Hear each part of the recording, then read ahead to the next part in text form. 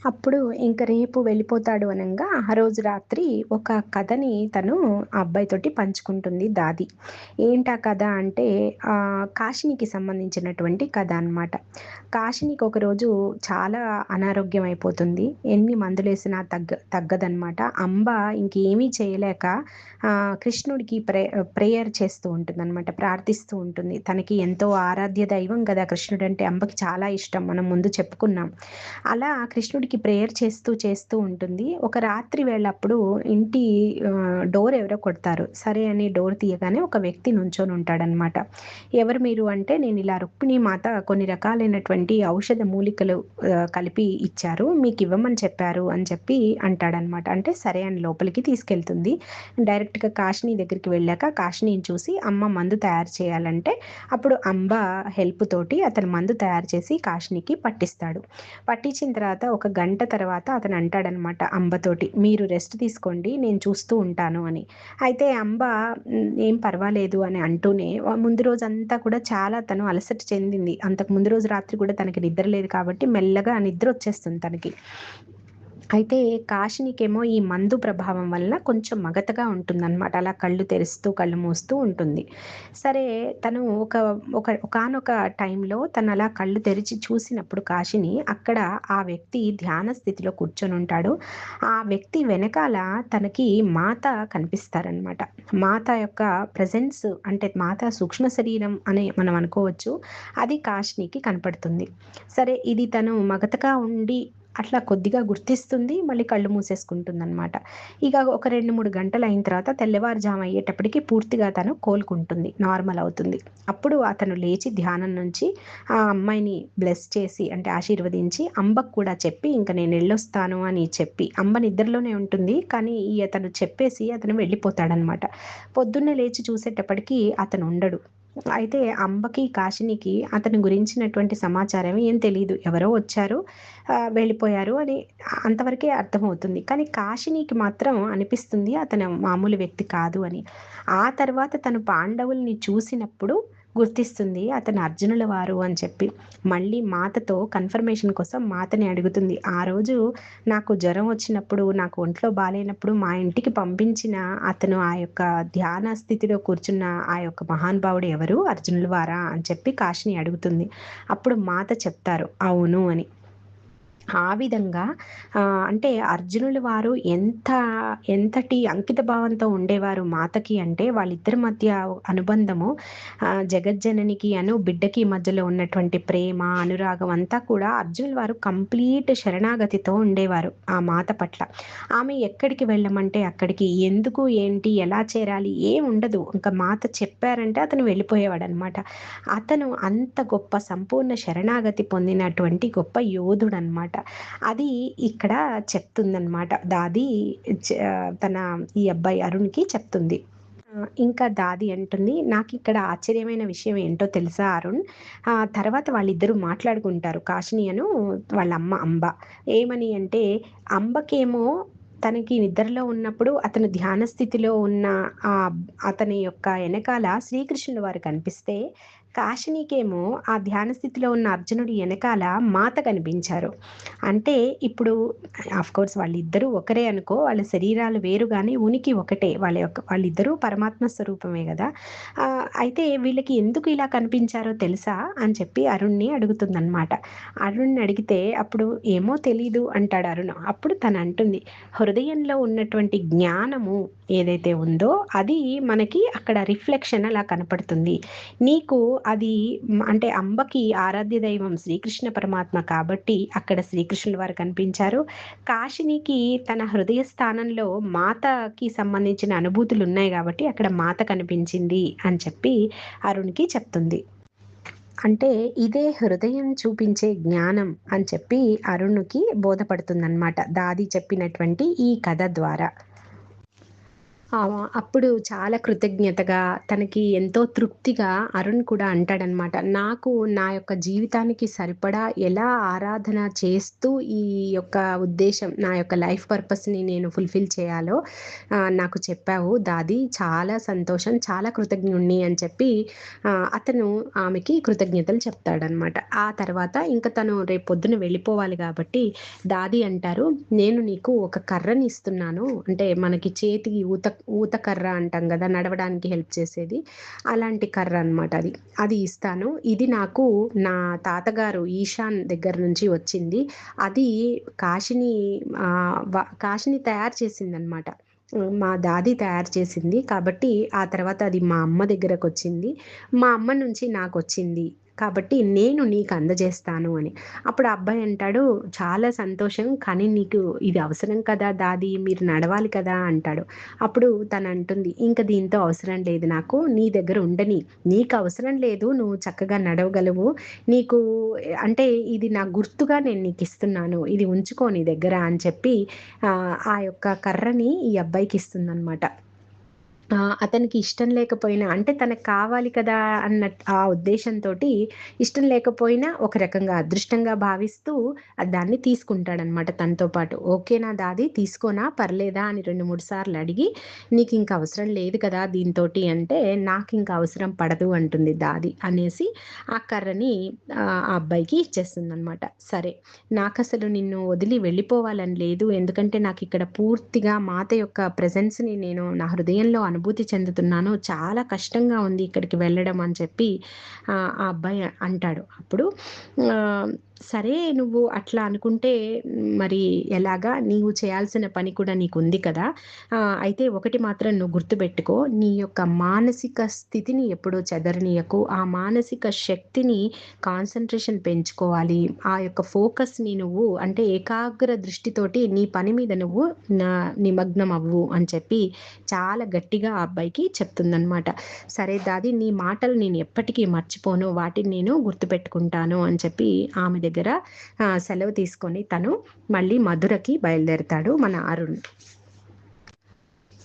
ఇందులోనే 38దో చాప్టర్ గూడా మనము కంటిన్యూ చేస్తున్నాము. కంప్లీషన్ ఆఫ్ ఎ మిషన్ అంటే తన యొక్క పనిని పూర్తి చేయడము, ఆ మిషన్‌ని పూర్తి చేయడం అన్నది నెక్స్ట్ చాప్టర్ అనమాట. అంటే మధురకొచ్చిన అరుణు తను ఎలా మూర్తిని తయారు చేస్తున్నాడు అన్నది ఈ యొక్క అధ్యాయంలో చూస్తాము. అయితే తను ఇంటికి రాగానే వాళ్ళ అమ్మ గూడా చాలా తొందరపడుతూ ఉంటుంది. ఆయన పెళ్లి కోసం, అరుణ్ యొక్క పెళ్లి కోసం అనమాట. ఎప్పటినుంచో మురళి అన్న అమ్మాయి తన కోసం వెయిట్ చేస్తూ ఉందని తెలిసి అతను ఆశ్చర్యపోతాడనమాట. ఎప్పుడో చిన్నప్పటి ఫ్రెండ్ తనకి. అయితే వాళ్ళు వెయిట్ చేస్తూ ఉన్నారు ఈ అబ్బాయి కోసం. ఆ అమ్మాయి కూడా వెయిట్ చేస్తుంది. వాళ్ళ అమ్మ అంటుంది, "అందరూ తన యొక్క స్నేహితురాళ్ళందరూ చక్కగా ఒక ఇంటి వాళ్ళయ్యారు. ఆ అమ్మాయి మాత్రం నీ కోసం వెయిట్ చేస్తోందంటే" సరే అని చెప్పి ఇంకా ఆ అమ్మాయిని పెళ్లి చేసుకోవాలనుకోని ఓకే చేస్తాడు. ఆ తర్వాత వాళ్ళిద్దరి పెళ్లి అయిపోతుంది. అరుణ్‌కి, మురళికి పెళ్లి జరుగుతుంది. మురళి కూడా చాలా మంచి అంటే సహృదయ కలిగినటువంటి ఒక అమ్మాయన్నమాట. అరుణ్ అంటే తనకి చాలా ఇష్టం. అరుణ్ చెప్పే ఈ రుక్మిణి మాత కథలన్నీ కూడా చాలా మంచిగా వింటూ ఉంటుందన్నమాట. తను కూడా తన లోపల ఆరాధనా భావాన్ని పెంపొందించుకుంటుంది మాత పట్ల. అలా వాళ్ళకి రుక్మిణి దేవి తన దృష్టిలో రుక్మిణి దేవి ఉండేదల్లా మాత అయిపోయింది. తాను కూడా మాతగా తనని భావన చేస్తూ ఉంటుంది. అయితే ఈ అబ్బాయి మాత్రం పూర్తిగా ఆ మూర్తిని తయారు చేయడంలో చాలా అంటే తన టైం అంతా కూడా అందులోనే స్పెండ్ చేస్తూ ఉంటాడు. అలా చాలా రోజులు కష్టపడుతూ మొత్తానికి 15 సంవత్సరాలు పాటు తను ఆ యొక్క వర్క్‌ని తీసుకొని కంప్లీట్ చేస్తాడనమాట.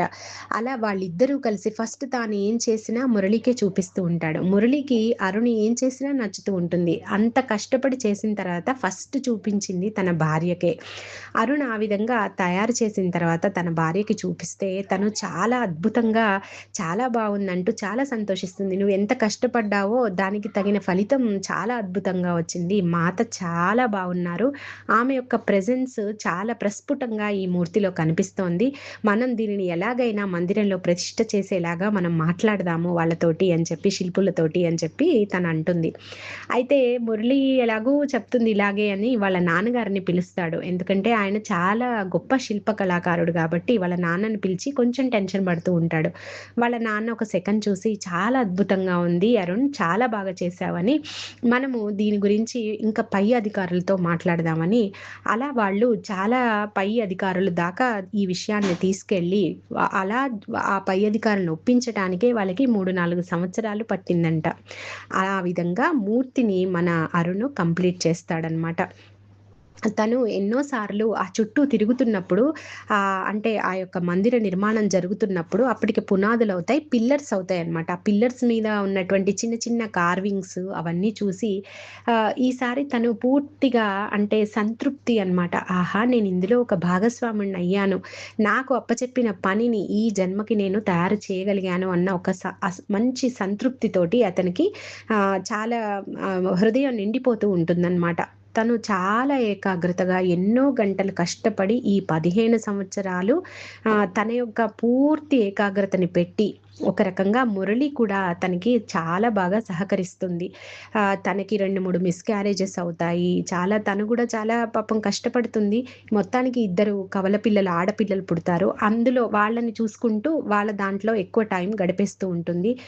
భర్తకి అవసరమైనప్పుడు భర్త దగ్గరికొచ్చి తనకు కావాల్సిన అండాదండ అతనికి ఇస్తూ ఉంటుంది. ఆ విధంగా మొత్తానికి మూర్తిని కంప్లీట్ చేస్తాడు మన అరుణ్. ఆ తర్వాత ఒకరోజు ఆ యొక్క సముద్ర తీరం వెంబడి వాళ్ళిద్దరూ నడకకి వెళ్తూ ఉంటారు. మురళి మన అరుణ్. చాలా అన్యోన్యంగా ఉంటారు. చాలా ప్రేమగా ఉంటారు. తర్వాత ఈ అరుణ్ చెప్పే మాతకి సంబంధించిన కథలన్నీ ఎంతో శ్రద్ధగా, అంకిత భావంతో, ప్రేమగా వింటూ ఉంటుంది మురళి కూడా. అయితే ఒక రోజున అరుణ్ ఎందుకో ఇంకా అప్పటికి అరుణ్‌కి 40లోనే ఉంటాడు. 50 సంవత్సరాల లోపులోనే ఉంటాడు. తన పని కంప్లీట్ అయిపోయింది ఇప్పుడు. తనకి అర్థమవుతుందనమాట. ఏమని అంటే తనొచ్చినటువంటి పని పూర్తయింది. ఇంక తాను వెళ్ళిపోవాలి అన్న భావన తనకి తెలుస్తూ ఉంటుంది. ఆ యొక్క సంకేతం తెలుస్తూ ఉంటుంది. సరే తను సముద్ర తీరం వెంబడి వెళ్తాడనమాట. ఆ రోజు ఒక్కడే వెళ్తాడు. అక్కడ కాసేపు కూర్చుంటాడు. కూర్చొని అర్జునుడిని అంటే తనలో మళ్ళీ ఆ రెస్ట్‌లెస్‌నెస్ మొదలవుతుంది. అంటే తనలో ఆ అనిశ్చితి ఏదో దానికోసం ఆరాటం. అప్పుడు తను ఆలోచిస్తాడు. నేను ఇప్పుడు వచ్చినటువంటి కార్యం కంప్లీట్ చేశాను. ఈ జన్మలో నేనైతే ముఖ్య ఉద్దేశంతో వచ్చానో అది నేను పూర్తి చేశాను. అయినా కూడా ఈ ఆరాటం ఎందుకొస్తోంది నాలో? నేను దేని కోసం నేను ఇంత అన్వేషిస్తున్నాను? ఏంటబ్బా ఇది అని చెప్పి తను ఆ లోపల ఆరాటాన్ని గమనిస్తూ ఉంటాడనమాట. అప్పుడు తనలో అంటే తన యొక్క అడుగులు ఆధ్యాత్మికంగా ఉన్నత స్థితి వైపు పడే అడుగుల్లాగా తనకి అర్థమవుతుంది. అంటే ఆధ్యాత్మికంగా అభివృద్ధి కోసం ఆ ఆత్మ పడే ఆరాటం అన్నమాట అది. అది అనిశ్చితిగా ఒక రకమైన ఆందోళనగా తనకి అనిపిస్తుంది. కానీ అసలుగా అది ఏంటి అంటే ఆధ్యాత్మిక పదంలో వెళ్ళాలనే ఒక ఆరాటం అన్నమాట అది. అలా తను ఏంటి ఇది అని దాని గురించినటువంటి లోపలి చింతన చేస్తూ ఉన్నప్పుడు తనకి మాత యొక్క మాటలు గుర్తొస్తాయి. అర్జునుడితోటి మాత అంటారు కదా! ముక్తి పూర్తిగా పొందిన తర్వాత అర్జునుడు మళ్ళీ రావాలి. ఎంతో మందిని ఉద్ధరించటానికి తను మళ్ళీ రావాలని చెప్పి మాత చెప్పిన విషయం గుర్తొస్తుందనమాట. అంత గొప్ప అర్జునులు వారు ఎన్నో వందల మందిని ఆయన టేకప్ చేశారు గదా! ఎన్నో వందల మందిని మాత చేరదీశారు. వాళ్ళందరినీ ఆధ్యాత్మికంగా ముక్తి పదానికి తీసుకువెళ్ళాల్సిన బాధ్యత ఆ అర్జునుల వారి మీద ఉంది. ఇప్పుడు వాళ్ళందరూ ఎక్కడెక్కడున్నారో, అర్జునుల వారు ఎక్కడున్నారో అన్న ఆలోచన తనలో ఆ లాస్ట్ మినిట్‌లో వస్తుందనమాట. అలా ఇవన్నీ చింతన చేస్తూ ఉండగానే తన హృదయంలో ఒక చిన్న నొప్పి లాంటిది బయలుదేరుతుంది. అలా నెమ్మదిగా తన దేహాన్ని వదిలేసి అనంతమైనటువంటి అంటే ఒక రకమైనటువంటి మరణం అని చెప్పలేము. దాన్ని దేహానికి మరణమే. కానీ ఆయన యొక్క అనంత ప్రయాణానికి తాను సన్నద్ధమవుతాడనమాట. ఆ విధంగా అరుణ్ జన్మ ఇక్కడితో చాలించాడు. మళ్ళీ నెక్స్ట్ అధ్యాయంలో మరొక జన్మ అరుణ్‌ది. అంటే సుజాత యొక్క ఆత్మ యాత్ర ఇంకా జరుగుతూనే ఉంది. కొనసాగుతూనే ఉంది. అందులో ఒక మలుపులనమాట ఇది అరుణ్ జీవితము. ఇక్కడ నేర్చుకున్నది ఒక మలుపు. ఇక్కడ కాన్సంట్రేషన్ అనే ఒక లెసన్ తను నేర్చుకుంటాడు. తర్వాత శిల్పకళలో నైపుణ్యాన్ని నేర్చుకుంటాడు. అక్కడ ఒక ఉద్దేశం తన యొక్క ఏమంటారు కాంట్రిబ్యూషన్ అని భాగస్వామ్యం ఆ మధుర గుడికి తన యొక్క భాగస్వామ్యాన్ని తాను అందిస్తూ ఈ జన్మని తను చాలించాడనమాట. మళ్ళీ మనము ఇంకొక అధ్యాయంలో ఒక కొత్త జన్మతో కొత్త అంటే పాఠం నేర్చుకుందాము. శ్రీకృష్ణ. జై శ్రీకృష్ణ.